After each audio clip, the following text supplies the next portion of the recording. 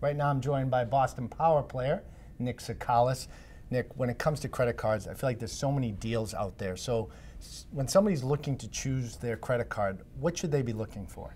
Well, the tendency is we apply for a credit card based on the marketing campaign that the credit card company is using, when in fact we need to be comparing real costs. The only true way to do that is by looking at your APR, okay, your annual percentage rate. This is going to take into account everything from your intro period where you might get 0%, the cost on cash advances, the cost on balance transfers, and the interest rate that you're going to get after that intro period is over, because it is going to, it's going to come up pretty quickly. Believe it or not, 6 months passes pretty quickly. So that's what you're going to be stuck with over the long term. So that's the first thing you want to compare. Always compare APRs all day long. You always see those credit cards that will come out and say 0%. It's so easy to just sign and send in the form. 6 months into it, it could go to 19.99%. Yeah, so you got to really be careful. Exactly. And then, you paid interest for 1 month. There's your savings. It's gone.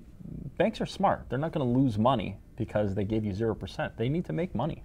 Rewards also play a role for a lot of people. Should you be looking out for that? Or? You know what? If you can keep a low APR, okay, and you can include reward points, it's a good thing. Typically, the rewards are not really included in your APR, okay? They're typically getting incentives from the companies they're doing business with, because these companies want to bring in that business. It's like a club, essentially. You usually get more bang for your buck in rewards points when you direct it towards one specific thing.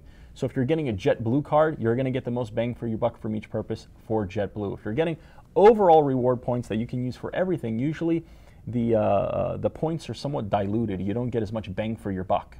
Makes sense. Thanks, Nick.